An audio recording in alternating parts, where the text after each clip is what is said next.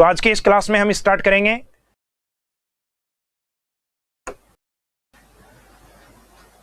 जो ये मार्च 2021 में पेपर कंडक्ट करवाया गया था।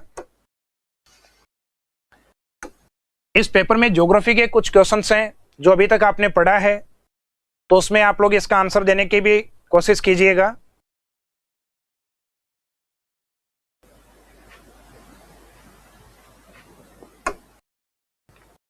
फर्स्ट क्वेश्चन है, राजस्थान के निम्नलिखित जिलों को पूर्व से पश्चिम की ओर दिशा के अनुसार सुव्यवस्थित कीजिए। यानी arrange the following district of Rajasthan in correct order from east to west. यानी जो आपको ऑप्शन दिया गया है इसमें कुछ ऐसे डिस्ट्रिक्ट हैं जिनको राजस्थान में पूर्व से और पश्चिम की ओर इनको सेटल करना है। तो ऑप्शन जो दिए गए हैं उसमें Karauli district, Ajmer district, Jodhpur district और सवाई माधोपुर डिस्ट्रिक्ट। तो एक तो इसमें देखिएगा कि राजस्थान के जो ईस्टर्न डिस्ट्रिक्ट हैं, पूर्वी जिले हैं, वो कौन कौन से डिस्ट्रिक्ट हैं। तो राजस्थान का जो सबसे पूर्वी जिला है, सबसे ईस्ट में जो डिस्ट्रिक्ट है वो धौलपुर है। तो इसमें धौलपुर ऑप्शन नहीं दिया गया है। धौलपुर के पास में अगर कोई दूसरा डिस्ट्रिक्ट है तो उसके उत्तर में टच में है भरतपुर और उसके सदन या दक्षिण की ओर करौली डिस्ट्रिक्ट। तो दिए गए ऑप्शन में सबसे ईस्ट में है करौली डिस्ट्रिक्ट, तो करौली को अपन सबसे फर्स्ट लिखेंगे क्योंकि इसमें ऑर्डर बताना है ईस्ट से वेस्ट की ओर। तो आपके दिए गए ऑप्शन में ए वाला जो पार्ट है ये सबसे फर्स्ट में हो, और दिए गए ऑप्शन में एक तो आंसर सेकंड और एक आंसर फोर्थ, ये दो सही होने की संभावना है, जबकि फर्स्ट और थर्ड है ये ऑप्शन में से हट जाएंगे आपके। फिर इसमें दिया गया अजमेर और जोधपुर और सवाई माधोपुर। तो ये आपको ध्यान है कि करौली के जो नियरेस्ट डिस्ट्रिक्ट है बाकी इनमें से तो वो माना जाता है। फिर सवाई माधोपुर जो जस्ट इसके नीचे की ओर स्थित है। उसके बाद में इनके पश्चिम की ओर देखें तो अजमेर, और राजस्थान के जो पश्चिमी जिले हैं उसमें जोधपुर, यानी जोधपुर सबसे लास्ट में ऑप्शन में होना चाहिए। तो इन दोनों के अंदर जो जोधपुर है यानी सह वाला है वो सबसे लास्ट में हो। तो इसमें जो सेकंड ऑप्शन है, स्टार्टिंग ऑप्शन और लास्ट वाला जो ऑप्शन है, इन दोनों डिस्ट्रिक्ट के अकॉर्डिंग ये निकल आएगा। और इन डिस्ट्रिक्ट को अगर मैप के अकॉर्डिंग आप देखें तो हमेशा इन डिस्ट्रिक्ट को जब भी ईस्ट से और वेस्ट की ओर पूछा जाए तो इसका मीनिंग उस डिस्ट्रिक्ट का मोस्ट ईस्टर्न पॉइंट यानी मुख्य पूर्वी बिंदु आपको लेना होता है। जैसे दिए गए ऑप्शन में एक था आपका करौली डिस्ट्रिक्ट। तो जो करौली डिस्ट्रिक्ट है इसका ईस्टर्न पार्ट आपको लेना है। तो सबसे ईस्ट वाला जो डिस्ट्रिक्ट है इसमें करौली। इसके बाद में नेक्स्ट सवाई माधोपुर। सवाई माधोपुर का जो ईस्टर्न पार्ट है वो करौली के बाद में वेस्ट की ओर है, यानी करौली पूर्व में और सवाई माधोपुर उसकी तुलना में वेस्ट में। उसके बाद में अजमेर। अजमेर का जो पार्ट है वो ये वाला पार्ट है, यानी सवाई माधोपुर के भी वेस्ट में। और इसके बाद में जो जोधपुर है तो जोधपुर अजमेर के भी वेस्ट में। तो इनको अगर ईस्ट से और वेस्ट के ऑर्डर में अगर आपको रखना है तो उसमें डिस्ट्रिक्ट का वेस्टर्न पार्ट नहीं लेना, डिस्ट्रिक्ट का मोस्ट ईस्टर्न पार्ट है उसको टारगेट करते हुए अपने को चलना है। तो इसका जो सबसे पूर्वी भाग है करौली का, सवाई माधोपुर का, अजमेर का, धौलपुर का, अगर इसको सीरियल वाइज रखें तो इनमें आंसर रहेगा आपका करौली, सवाई माधोपुर, अजमेर और जैसलमेर के ऑर्डर में। हालांकि ये क्वेश्चन काफी इजी था। इन डिस्ट्रिक्ट में आप आसानी से डिफरेंस कर सकते हैं कौन सा ईस्ट वाला है कौन सा वेस्ट वाला। और क्वेश्चन के अंदर जो ऑप्शन दिए गए हैं वो बहुत ज्यादा नियरेस्ट नहीं दिए गए, तो टेक्निकल तरीके से भी आप इसका आंसर निकाल सकते थे।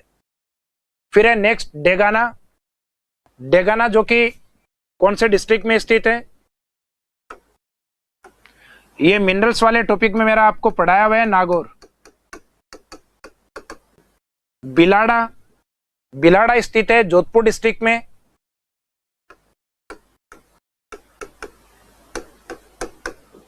नेक्स्ट है पाली एंड जालोर, किसके पार्ट है। तो नीचे कुछ पोर्शन दिए हुए हैं।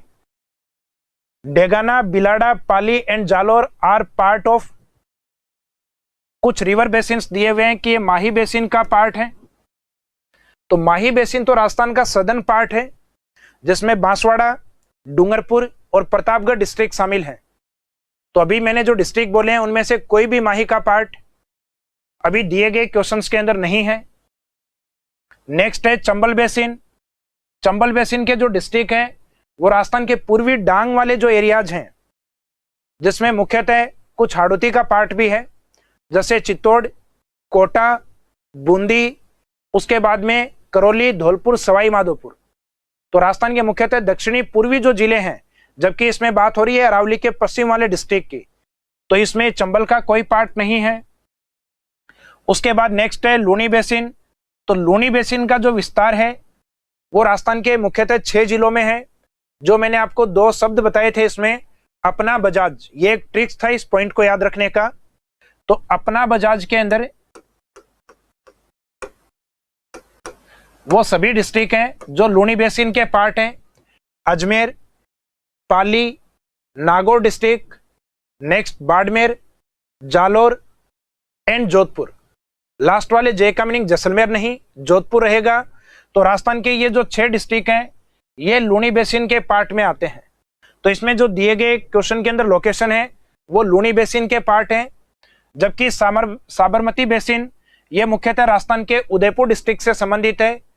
तो जो मैंने आपको रिवर बेसिन्स या जो रिवर का कैचमेंट एरिया करवाया था उसके अकॉर्डिंग आप इसको निकाल सकते हो। नेक्स्ट है निम्न में से कौन सी नदी सांबर झील में गिरती है। तो जो सांबर लेक मैंने आपको करवाई थी उसमें राजस्थान की कुछ प्रमुख नदियां बताई थी, जिसमें 4 प्रमुख नदियां और एक नाला, यानी लगभग वैसे काउंटिंग के अकॉर्डिंग 5 मानी जाती हैं। लेकिन जो गिरने वाली प्रमुख 4 नदियां मैंने आपको डायग्राम में बताई, उसमें जयपुर की ओर से आने वाली जो प्रमुख नदी है, एक तो मेंथा,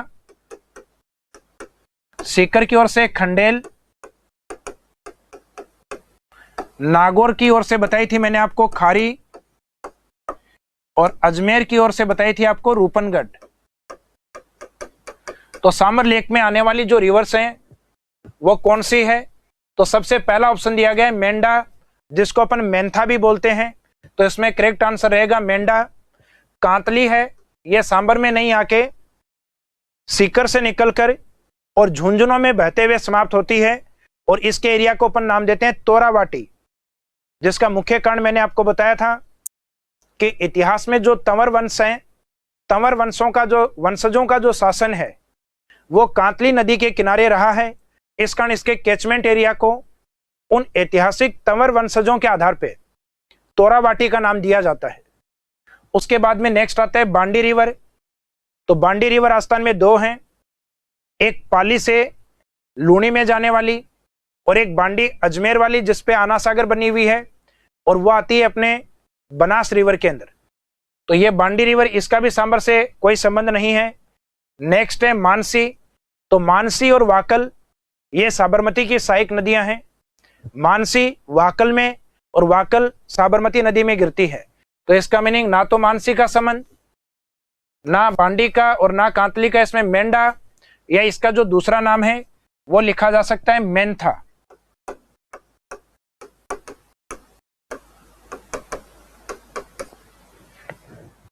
इसके बाद में हम देखते हैं नेक्स्ट क्वेश्चन।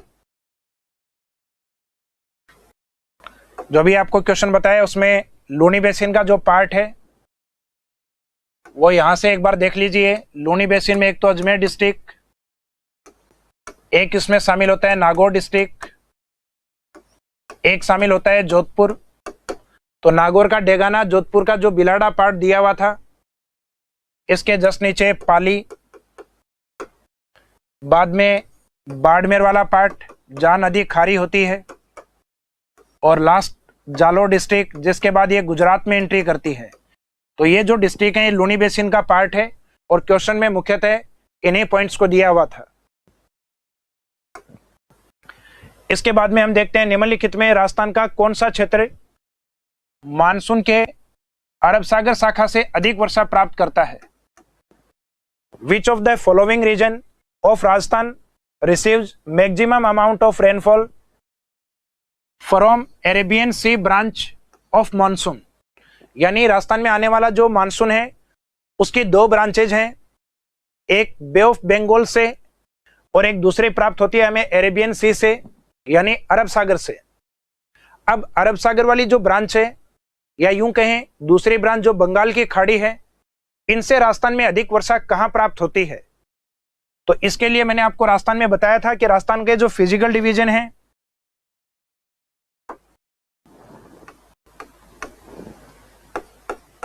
जिसमें नदन वेस्टर्न पार्ट है राजस्थान का डेजर्ट, और जो सदर्न और ईस्टर्न पार्ट है, दक्षिणी पूर्वी भाग है, यह है हाड़ौती वाला पार्ट या राजस्थान का मुख्यतः पूर्वी मैदानी भाग। अब इस डेजर्ट से आप इस साइड में आते हैं तो आपका रेनफॉल या वर्षा की मात्रा कंटिन्यूस इंक्रीज होती है, बढ़ती है, और इस साइड से आप डेजर्ट की ओर जाते हैं तो वर्षा की मात्रा कंटिन्यू डिक्रीज होती है, वर्षा की मात्रा घटती है। तो राजस्थान में अरब सागर और बंगाल की खाड़ी दोनों के द्वारा ही अधिक वर्षा राजस्थान के एक तो मोस्टली सदर्न पार्ट में सबसे ज्यादा होती है, उसके बाद में दूसरा जो डायरेक्शन होता है वो ईस्टर्न डायरेक्शन। जैसे राजस्थान में बंगाल की खाड़ी और अरब सागर का सबसे कम इफेक्ट जो है वो कौन सी डायरेक्शन में होता है? तो अगर एक डायरेक्शन दी हुई हो तो आंसर रहेगा मिनिमम का वेस्टर्न, और दो अगर दी हुई हो तो northern western and western direction. उत्तरी पश्चिमी और पश्चिमी दिशा में मानसून का सबसे कम प्रभाव होता है, वो चाहे अरब सागर ब्रांच हो चाहे बे ऑफ बंगाल हो, जबकि दोनों ही ब्रांचेस से सबसे ज्यादा इफेक्ट, सर्वाधिक वर्षा जो है वो दक्षिण यानी सदर्न और सदर्न ईस्टर्न पार्ट में अधिक होती है। तो ये मैंने आपको जो मॉनसून वाला पार्ट था उसमें डायग्राम के अकॉर्डिंग एक बताया था कि राजस्थान में कई बार डायरेक्शन को लेकर क्वेश्चन अप्लाई किए जाते हैं, तो ये क्वेश्चन डायरेक्शन के अकॉर्डिंग अप्लाई किया गया है। तो इसमें उत्तर तथा उत्तर पूर्वी क्षेत्र ये आंसर नहीं हो सकता। पूर्वी क्षेत्र, तो पूर्वी क्षेत्र कहीं तक ठीक है। मध्य अरावली, तो अरावली से अधिक हाड़ौती क्षेत्र में वर्षा होती है, तो मध्य अरावली अकेला पार्ट सही नहीं है। दक्षिण तथा दक्षिणी पूर्वी क्षेत्र, तो राजस्थान में सबसे ज्यादा वर्षा सदर्न और सदर्न ईस्टर्न वाले पार्ट में होती है, तो इसका यह आंसर करेक्ट रहेगा आपका डी आंसर। फिर नेक्स्ट क्वेश्चन है कुंभलगढ़ और गोगुंदा की पहाड़ियों, यानी दो हिल्स पार्ट हैं। कुंभलगढ़ मीन्स राजसमंद वाला पार्ट,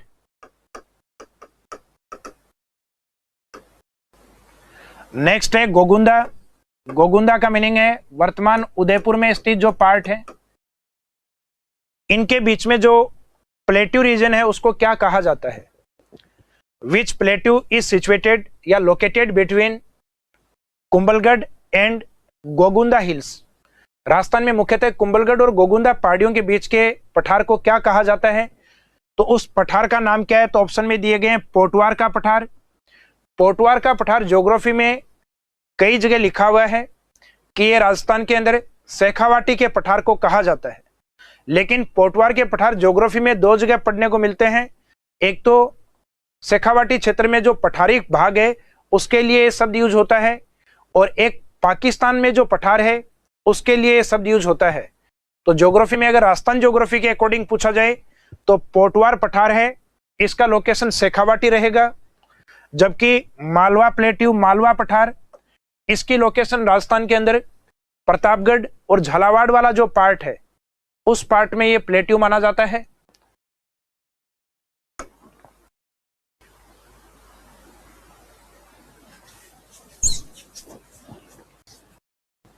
मुख्यतः ये जो पार्ट है और इस साइड में ये वाला जो पार्ट जिसका मेन एरिया है वो है एमपी के अंदर, और राजस्थान में इसमें कुछ डिस्ट्रिक्ट कवर होते हैं, जिसमें एक रहेगा आपका प्रतापगढ़ और एक रहेगा झालावाड़।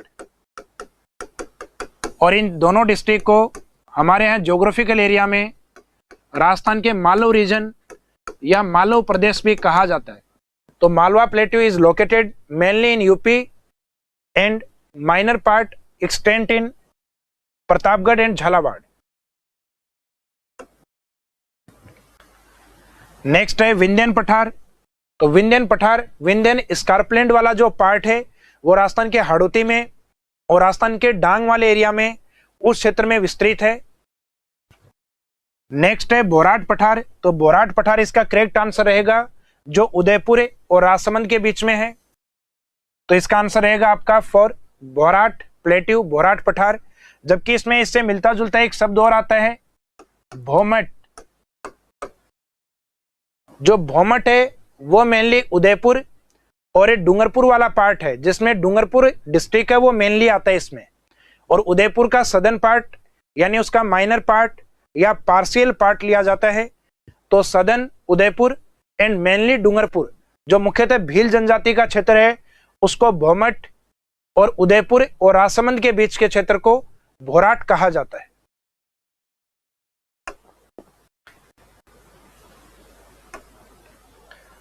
इसके बाद में नेक्स्ट है राजस्थान के किस जिले में लाल मिट्टी है या लाल मिट्टी पाई जाती है। Red soil is found in which district of Rajasthan. तो इसमें जो ऑप्शन दिए गए हैं, जैसे राजस्थान का एक छोटा मैप यहां पे मैं ड्रॉ कर रहा हूं,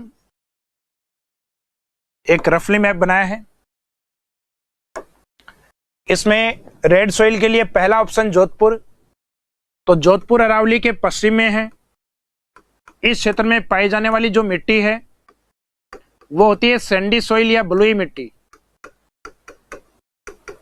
जिसको रेतीली मिट्टी भी कहा जाता है। तो इसका मीनिंग जोधपुर है, उसका संबंध रेतीली मिट्टी या सैंडी सॉइल से है। उसके बाद नेक्स्ट है बांसवाड़ा। तो मैंने आपको माही नदी जब करवाई थी तो राजस्थान का जो सदर्न पार्ट है माही बेसिन, उसमें पाई जाने वाली मिट्टी को लिखवाया था red loamy soil, red loam soil या रेड लोमी सॉइल। तो माही बेसिन की मिट्टी है वो लाल चिकनी मिट्टी है, जो बांसवाड़ा, डूंगरपुर, प्रतापगढ़ और कुछ उदयपुर के पार्ट में भी विस्तृत है। और इस मिट्टी में उत्पादित जो फसलें हैं वो मुख्यतः एक तो राइस है एंड मेज, मक्का और चावल, ये मेन क्रॉप्स हैं अपने माही बेसिन या लाल चिकनी मिट्टी में पाई जाने वाली।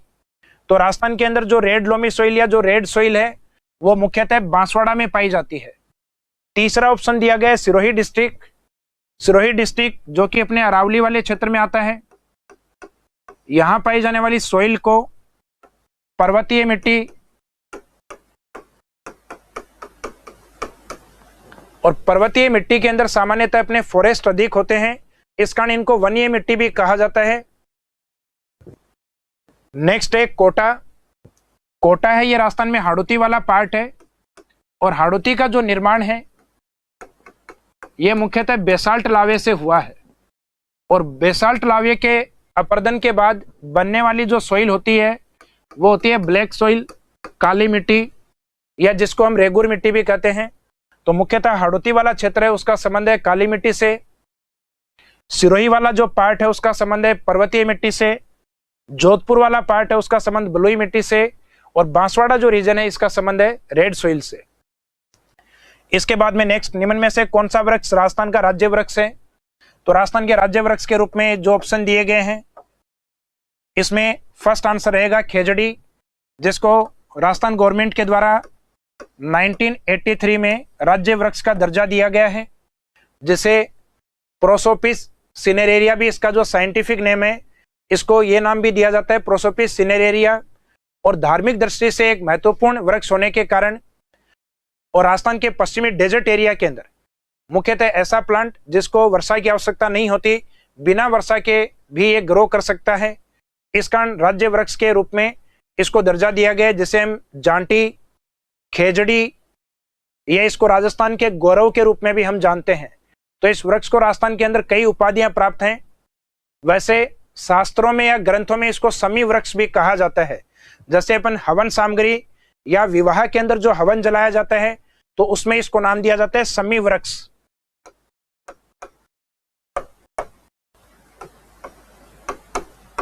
ये इसको राजस्थान में लोकल में बोलते हैं अपन जांटी।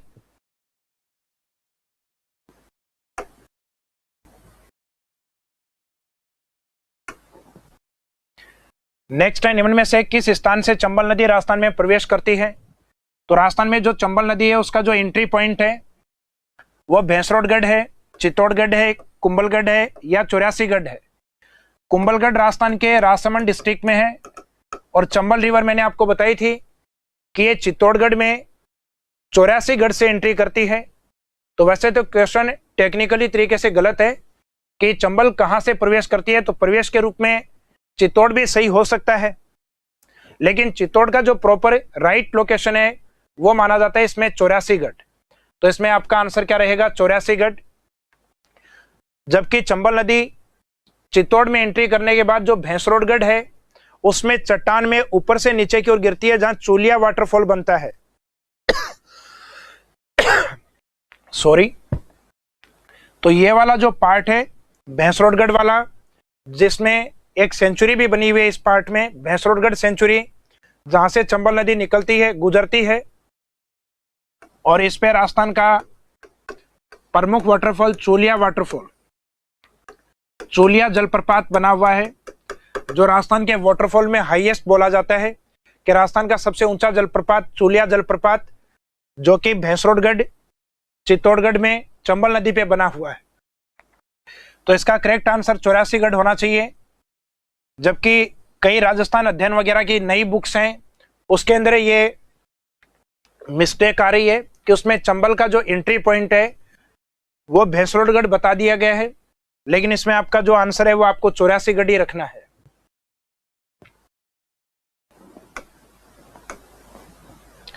उसके बाद है निम्नलिखित युग्मों से कौन सा सही रूप में सुमेलित नहीं है? तो which one of the following pairs is not correctly matched. तो आपके जो पेयर दिए गए हैं, एक साइड में दिए गए हैं आपके कुछ प्रमुख इरिगेशन प्रोजेक्ट, और सामने उनसे रिलेवेंट डिस्ट्रिक्ट और स्टेट, मुख्यतः स्टेट ही दिए हुए हैं। तो कौन सी परियोजना के सामने जो स्टेट है वो सही मेंशन नहीं है? तो राजस्थान में जो गंग नहर है, इस गंग नहर को बनाया गया था राजस्थान के उत्तरी डिस्ट्रिक्ट श्री गंगानगर और बीकानेर क्षेत्र के लिए। तो गंग नहर में जो लिखे गए डिस्ट्रिक्ट हैं गंगानगर, बीकानेर, तो ये बिल्कुल सही सुमेलित है। नेक्स्ट है व्यास परियोजना, व्यास प्रोजेक्ट। व्यास प्रोजेक्ट और भांकड़ा नांगल प्रोजेक्ट में जो स्टेट मैंने आपको करवाए थे वो सेम ही स्टेट थे, राजस्थान, पंजाब और हरियाणा। तो इसमें ऑप्शन में राजस्थान, पंजाब, हरियाणा ये तीनों दिए गए हैं। तो व्यास प्रोजेक्ट में तीनों हैं, ये करेक्ट हैं। नेक्स्ट सिद्धमुख परियोजना। सिद्धमुख परियोजना जिसमें रावी और व्यास इन दोनों नदियों का जो सरप्लस वाटर होता है उसको यूज किया जाता है, और ये राजस्थान के मुख्यतः हनुमानगढ़ डिस्ट्रिक्ट और जो चूरू डिस्ट्रिक्ट है इसमें पेयजल और सिंचाई के लिए इसको बनाया गया है, जिसमें हनुमानगढ़ की दो प्रमुख तहसील नौहर और भादरा और चूरू के अंदर राजगढ़ को इसमें शामिल किया गया है। इसका मीनिंग इस परियोजना के सामने जो दिए गए स्टेट हैं पंजाब, राजस्थान, राष्ट्रीय राजधानी प्रदेश यानी एनसीआर वाला पार्ट, जिसमें राजस्थान की ओर से भरतपुर और अलवर पार्ट शामिल है, तो इनमें से कोई भी पार्ट सही मैच नहीं है, ये केवल हनुमानगढ़ और चूरू से संबंधित हैं। तो उसके सामने जो मेंशन किया गया है ये पार्ट गलत है। तो आपका आंसर यही निकालना था कि जो नॉट करेक्टली मैच्ड यानी जो सही सुमेलित नहीं है। लास्ट वाला माही बजाज सागर परियोजना जो राजस्थान गुजरात, जो कि बिल्कुल करेक्ट है, और अगर चंबल दिया जाता तो चंबल एमपी और राजस्थान का दोनों के सहयोग से चलाया जाने वाली परियोजना है। इसके बाद नेक्स्ट है दिए गए खनिज हैं उनके खनन क्षेत्रों में त्रुटिपूर्ण या गलत युग्म की पहचान कीजिए। तो मैंने आपको जो मिनरल्स करवाए हैं उन मिनरल्स के जो एरियाज बताए हैं वो कौन कौन से एरिया और कौन कौन से मिनरल्स से लिंक है, जिसमें सबसे पहले मैंने आपको करवाया था अरावली वाला जो पार्ट है उसमें कुछ मिनरल्स के बेल्ट करवाए थे, कॉपर का, आयरन और का, लोहा एस का और जिंक एंड लेड का यानी सीसा और जस्ते का। तो इसमें जो दिए गए ऑप्शन है लोहा, तांबा, जस्ता, सीसा यानी उसी अरावली वाले पार्ट से दिया गया है, और एक टंगस्टन ये नागौर वाले बेल्ट से दिया गया है। तो लोहा एस के नाथरा की पाल, तो ये बिल्कुल करेक्ट है, नाथरा की पाल जो कि उदयपुर में स्थित है। बाकी लोहे का जो मेन डिपोजिशन और प्रोडक्शन है वो जयपुर और दौसा के पास से सर्वाधिक होता है, जबकि उदयपुर में इसके दो शब्द मैंने आपको बताए थे कि उदयपुर में दो माइनिंग एरिया हैं जिनको आपको याद रखना है नाथू के नाम से, नाथरा की पाल और एक दूसरा थुरहुंडेर। तो इसमें एग्जाम में जो दिया गया नाथरा की पाल, और दूसरा एक और दिया जा सकता था थुरहुंडेर, वो भी उदयपुर में स्थित है। आयरन और यानी लोहा इसके लिए प्रसिद्ध है। नेक्स्ट है तांबा। तो तांबा का तो देश भर में प्रसिद्ध स्थान है खेतड़ी सिंघाना क्षेत्र। तो मुख्यतः ये जो खेतड़ी सिंघाना है, जैसे मुख्यतः जो खेतड़ी वाला जो पार्ट है ये कॉपर के लिए फेमस है, और जो सिंघाना की और जो बेल्ट है उस साइड में भी कॉपर है, लेकिन डाबला सिंघाना एक क्षेत्र आता है जिसमें आयरन और भी मिलता है। तो ये कॉपर से लिंक करता है या इससे जुड़ा हुआ है। नेक्स्ट जस्ता एवं सीसा, जहां से अपने को चांदी भी प्राप्त होती है, और राणा लाखा के समय से इस क्षेत्र में माइनिंग या खनन का कार्य किया जाता है, और इसमें जो माइनिंग है वो जावर उदयपुर में स्थित है। तो ये जो सुमेलित किया गया ये भी करेक्ट है। और नेक्स्ट टंगस्टन। तो टंगस्टन का संबंध राजस्थान में नागौर, पाली और सिरोही से है मुख्यतः, जबकि इसमें दिया गया ऑप्शन झामर कोटड़ा ये उदयपुर में, जो कि रॉक फॉस्फेट से संबंधित है। तो जो टंगस्टन वाला जो पॉइंट है या जो माइनिंग एरिया है ये वास्तव में टंगस्टन का नहीं होके रॉक फॉस्फेट के लिए प्रसिद्ध है, जो कि उदयपुर में सबसे ज्यादा पाया जाता है। उसके बाद में रॉक फॉस्फेट जैसलमेर की ओर। तो इसमें आपका आंसर रहेगा फोर्थ टंगस्टन।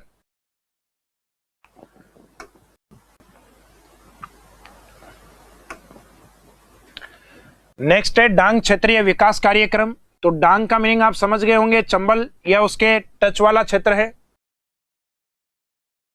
कौन से जिलों के समूहों से संबंधित है? तो जो डांग क्षेत्रीय विकास कार्यक्रम है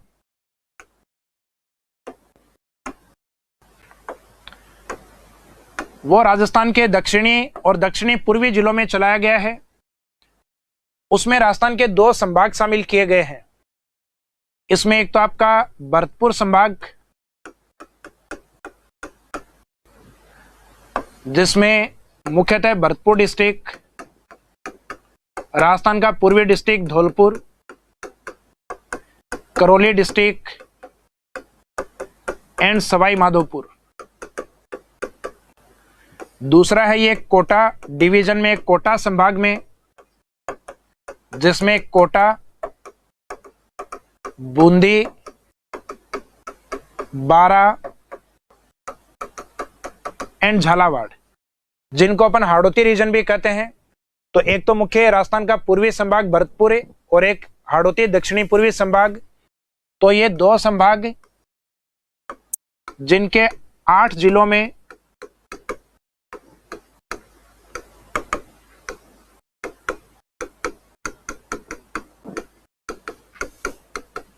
जिनके 26 पंचायत समितियों को इसमें लिया गया है और 394 ग्राम पंचायतें इसमें आती हैं।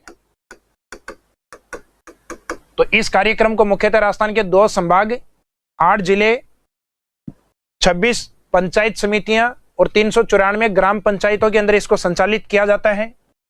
इस कार्यक्रम को स्टार्टिंग किया गया था स्टेट गवर्नमेंट के द्वारा 1994-95 में। बाद में इस कार्यक्रम को पुनः राज्य सरकार के द्वारा ही 2005 और 6 में स्टार्ट किया गया। तो इस कार्यक्रम का जो फर्स्ट फेज था वो 1994-95 में स्टार्ट हुआ था। बाद में इसको वापस रिनोवेट यानी इसको पुनर्स्टार्ट किया 2005 और 6 के अंदर। और ये जो कार्यक्रम है डांग विकास कार्यक्रम, ये 100% राज्य सरकार के द्वारा वित्त पोषित है, यानी स्टेट गवर्नमेंट है इसको जो फाइनेंशियल फंड या जो हमें बजट प्राप्त होता है इस कार्यक्रम का 100% राजस्थान गवर्नमेंट के द्वारा दिया जाता है। और इस कार्यक्रम का उद्देश्य है जो डांग एरिया है उस क्षेत्र में रोजगार कार्यक्रम को चलाना, उस क्षेत्र में आधारभूत सुविधाएं उपलब्ध करवाना, जैसे इंफ्रास्ट्रक्चर, रोड कंस्ट्रक्शन का कार्य करवाना, चिकित्सा सेवाओं का विकास करना, एजुकेशन या शिक्षा का विस्तार करना, ताकि वहां के जो लोग हैं जो कि मुख्यतः पहले जो डाकू या डांग प्रभावित क्षेत्र हैं उन क्षेत्रों में और कम शिक्षित लोग हैं उनको अधिक से अधिक रोजगार से जोड़ा जाए और अधिक से अधिक जो समाज की मुख्य धारा है वो पिछड़े बैकवर्ड एरियाज में माने जाते हैं जिनको समाज की मुख्य विकास धारा में लाया जा सके। उसके लिए इस कार्यक्रम को स्टेट गवर्नमेंट के द्वारा स्टार्ट किया गया और वर्तमान में यह कार्यक्रम पुणे 2005-06 से स्टार्ट हो चुका है। तो अगर इस कार्यक्रम का सबसे स्टार्टिंग फेज पूछा जाए तो वो रहेगा 94-95 और उसको पुणे कब स्टार्ट किया गया तो 2005-06 के अंदर। और ये किस प्रकार का कार्यक्रम है तो ये डांग क्षेत्र के मुख्यतः रोजगार और वहां के आधारभूत सुविधा उपलब्ध करवाने के लिए इस कार्यक्रम को स्टार्ट किया गया है। इसके बाद में निम्नलिखित में से राज्य के किन 2 संभागों के अधीन यानी कौन से 2 डिवीजन हेडक्वार्टर हैं जिसमें जिलों की संख्या एक समान है जनवरी 2021 तक। तो राजस्थान के अंदर टोटल अभी तक 7 डिवीजन है, 7 संभाग हैं। जो संभागीय व्यवस्था है राजस्थान में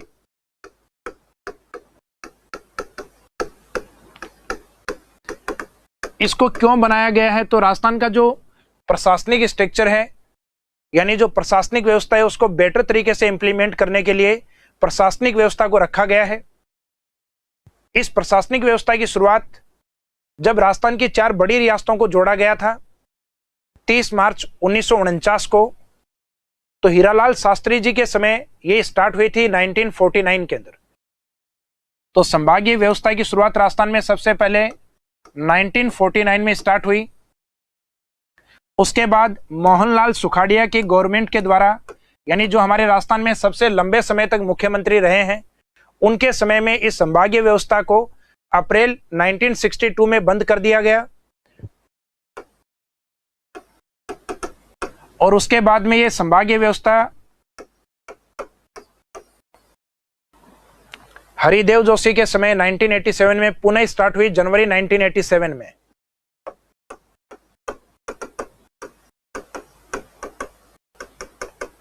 और राजस्थान में आज वर्तमान में 7 संभाग हैं जिसमें सबसे नवीनतम जो संभाग है वो भरतपुर डिवीजन।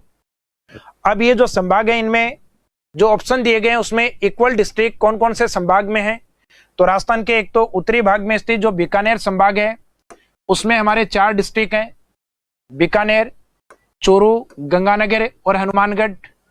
और बाकी 4 किस्में हैं, एक अजमेर जिसमें नागौर, टोंक, भीलवाड़ा, एक हाड़ौती वाले में कोटा, बूंदी, बारा, झालावाड़ और एक दिया गया है आपका राजस्थान का जो पूर्वी भरतपुर संभाग मुख्यालय भरतपुर है, धौलपुर, करौली और सवाई माधोपुर। तो एक तो आपका बीकानेर, अजमेर, कोटा और भरतपुर, अगर ये दोनों एक साथ ऑप्शन में है तो इन दोनों में 4-4 हैं। जबकि जयपुर जो डिवीजन है, जयपुर जो संभाग है इसमें 5 डिस्ट्रिक्ट हैं जिसमें जयपुर, दौसा, अलवर और शेखावाटी में सीकर और झुंझुनू को इसमें शामिल किया गया है, जबकि चूरू को बीकानेर में लिया गया है। तो जयपुर के अंदर जो डिस्ट्रिक्ट है वो 5, बाकी राजस्थान के पश्चिम जोधपुर और राजस्थान के सदर्न उदयपुर डिवीजन हेडक्वार्टर में दोनों में 6-6 डिस्ट्रिक्ट है। तो या तो जोधपुर उदयपुर एक साथ हों या फिर बीकानेर, अजमेर, कोटा या भरतपुर, इनमें से कोई 2 ऑप्शन एक साथ हों। तो वो करेक्ट आंसर होगा जयपुर जिसके पास 5 डिस्ट्रिक्ट हैं। तो बाकी किसी भी दूसरे डिवीजन या संभाग में 5 डिस्ट्रिक्ट नहीं है, तो अपने को इक्वल डिस्ट्रिक्ट वाले डिविजन्स को चुनना है। तो अब ऑप्शन देखिएगा आप, ऑप्शन 1 में जिसमें जयपुर है तो जयपुर में तो 5 है, बाकी 5 किसी में नहीं है। नेक्स्ट में भी जयपुर दिया गया है तो जयपुर में 5 है, बाकी 5 किसी में नहीं है। नेक्स्ट वाले में जयपुर ऑप्शन नहीं है लेकिन लास्ट में जयपुर वापस दिया है, तो जयपुर किसी से सुमेलित नहीं होता। तो जहां जयपुर दिया गया है वो सारे गलत हैं। जो जोधपुर और उदयपुर जिसमें दोनों में इक्वल, दोनों ही डिविजन्स में इक्वल डिस्ट्रिक्ट हैं, दोनों में 6-6 डिस्ट्रिक्ट हैं, तो इसका जो करेक्ट आंसर है वो आपका 6 और 6 ये वाला रहेगा। यानी जोधपुर और उदयपुर थोड़ा सा अप्लाइड क्वेश्चन है, डिविजन्स को लेकर है।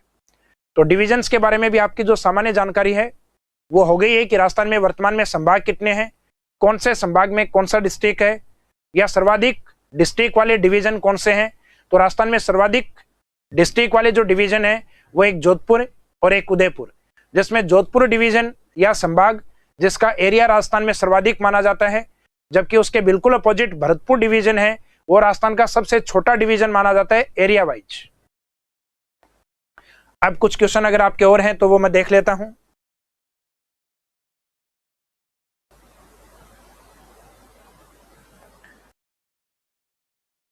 वेरी गुड, साथ साथ में आपके आंसर आते रहे हैं।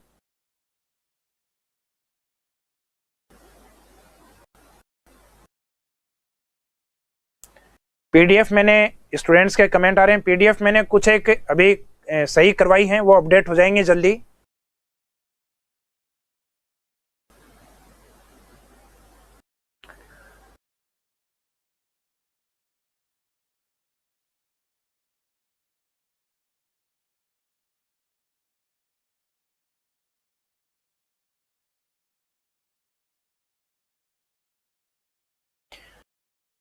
लगभग जो ऑप्शंस हैं वो स्टूडेंट जो ज्योग्राफी पढ़ा है आप लोगों ने, तो सभी स्टूडेंट्स ने देखा है। तो ये जो क्वेश्चंस हैं अभी मार्च में, यानी लगभग 2-3 महीने पहले ये पेपर हुआ है। तो ऐसे आगे भी कई पेपर होंगे जो एग्जाम में जो आरपीएससी ने लिए होंगे, जिसको अपन डिस्कस करेंगे। तो मेरे हिसाब से जो मैंने आपको नोट्स में लिखवाया है, जो आपको पढ़ाया है, उनमें से शायद ही कोई ऐसा क्वेश्चन हो, मैं ऐसा गारंटी के साथ तो नहीं कह रहा आपको, लेकिन बहुत कम ऐसे क्वेश्चंस होंगे जो आपके नोट्सों से बाहर जाएंगे। लगभग जो मैटर है वो लगभग इन्हीं में से आना है, यानी 100 में से अगर 80% भी अपने को मिलता है तो अपने को सिर्फ इतना ही चाहिए आरएस के अंदर। तो आज के इस सेशन को अपन इसी के साथ समाप्त करते हैं। Thank you.